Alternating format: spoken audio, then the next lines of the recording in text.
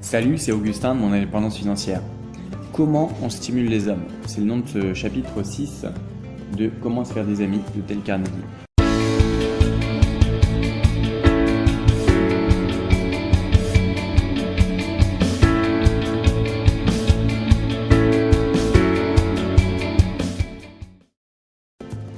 J'ai connu Pete Barlow. C'était un montreur de chiens et de poneys qui donnait des représentations dans les cirques. J'aimais beaucoup voir Pete dresser ses chiens. Dès que l'un d'eux montrait le plus petit progrès, Pete le caressait, le félicitait, lui donnait de la viande, enfin faisait grand cas de sa réussite. Cette méthode n'était pas nouvelle. Elle fut appliquée pendant des siècles par tous les dresseurs d'animaux. Pourquoi, je me le demande, ne nous montrons-nous pas aussi sensés avec les hommes qu'avec les bêtes? Pourquoi ne présentons-nous pas la viande au lieu du fouet, le compliment au lieu du blâme? Faisons comme Pete Barlow, reconnaissons les progrès, si légers fussent-ils, de ceux que nous voulons encourager. C'est ainsi que nous les stimulerons, que nous les engagerons à poursuivre leurs efforts. Lewis E. Lowes, le directeur de la prison de Sing Sing, est d'avis que les encouragements donnent d'excellents résultats, même avec les criminels les plus endurcis. J'ai constaté, me dit-il dans une lettre, en rendant justice aux efforts de mes pensionnaires, j'obtenais d'eux une meilleure coopération et les conduisais plus sûrement vers leur ultime réhabilitation en les réprimandant et en les punissant pour leurs fautes.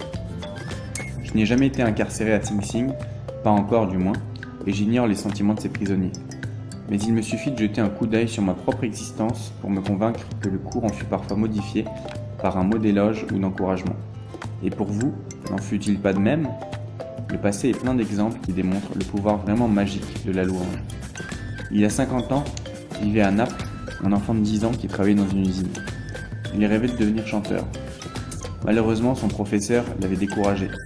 « Tu n'as aucune voix », lui avait-il affirmé. « Quand tu chantes, on croit entendre grincer les persiennes. » Mais sa mère, pauvre paysanne, le consola. Elle le prit dans ses bras, lui dit qu'elle était sûre de son talent, l'assura qu'elle avait déjà remarqué un progrès dans son chant.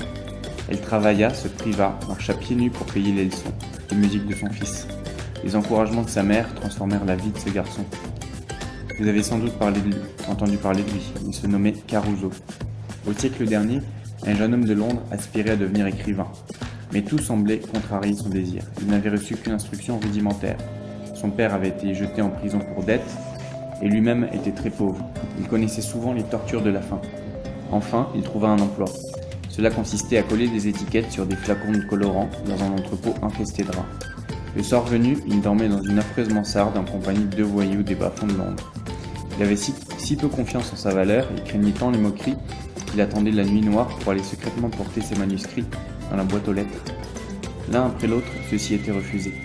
Enfin, vint pour lui un beau jour. L'une de ses histoires fut acceptée. On ne lui offrait aucune rémunération, c'est vrai, mais peu lui importait. L'éditeur le félicitait. Quelqu'un reconnaissait son talent. Il était si transporté qu'il marchait au hasard par les rues, tandis que les larmes ruisselaient sur ses joues.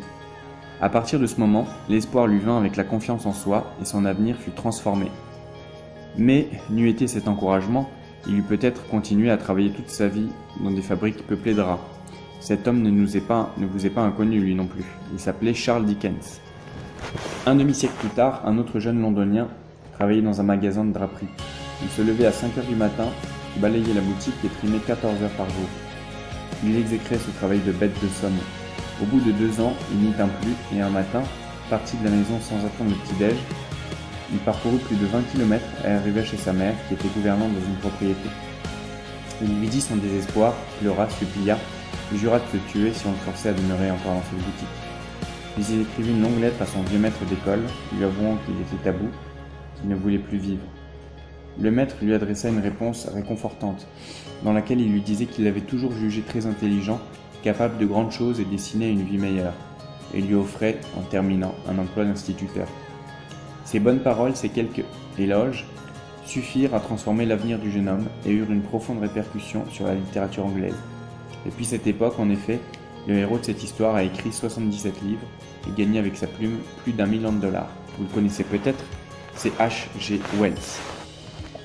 En 1922, il y avait en Californie un jeune homme qui vivait bien pauvrement avec sa femme.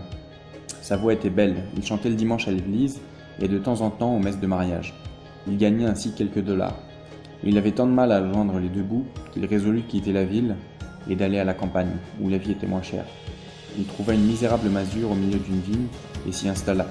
Le loyer, bien que dérisoire, était encore trop onéreux pour lui. Il ne parvenait pas à le payer. Comme il était en retard de 10 mois, il offrit de travailler dans la vigne pour rembourser son propriétaire. Souvent, il était bien content d'avoir les raisins pour calmer sa faim. Il était si découragé qu'il songeait à abandonner la carrière musicale pour se mettre à vendre des camions. C'est à ce moment que l'écrivain Rupert Hughes l'entendit et lui fit des compliments. « Vous avez une voix magnifique, dit-il. Vous devriez la cultiver, aller prendre des leçons à New York. » Cette simple phrase fut le point de départ, il me le confia lui-même, de sa prestigieuse carrière. Il emprunta 2500 $ et partit pour l'Est. Ce jeune homme, c'était Lawrence Tibbett, le fameux chanteur. Si nous savions mettre en lumière chez ceux qui nous entourent les trésors cachés qu'ils possèdent, nous ferions beaucoup plus que les influencer, les amender ou les stimuler. Nous les métamorphoserions littéralement. Vous trouvez cette assertion exagérée? Alors écoutez les sages paroles de feu le professeur William James de Harvard, qui fut peut-être le plus grand psychologue que l'Amérique ait produit. Comparé à ce que nous devrions être, nous ne sommes qu'à demi éveillés. Nous n'utilisons qu'une faible partie de nos ressources physiques et mentales. D'une manière générale, l'être humain vit bien en deçà de ses possibilités. Il possède toutes sortes de trésors qu'il laisse dormir. Vous qui lisez ces lignes, vous possédez des trésors que vous laissez dormir ou du moins que vous n'exploitez pas au maximum. Parmi eux se trouve la faculté magique de stimuler les autres par vos encouragements sincères et de leur faire connaître les puissances latentes qui sont en eux. Pour modifier les gens sans les blesser ni les irriter, rendez justice à leurs efforts, louez leurs plus légers progrès, que vos encouragements soient sincères et généreux. C'est la règle numéro 6. J'espère que vous aurez apprécié cette lecture. N'hésitez pas à la liker, à partager, à commenter la vidéo et je vous dis à bientôt pour une nouvelle.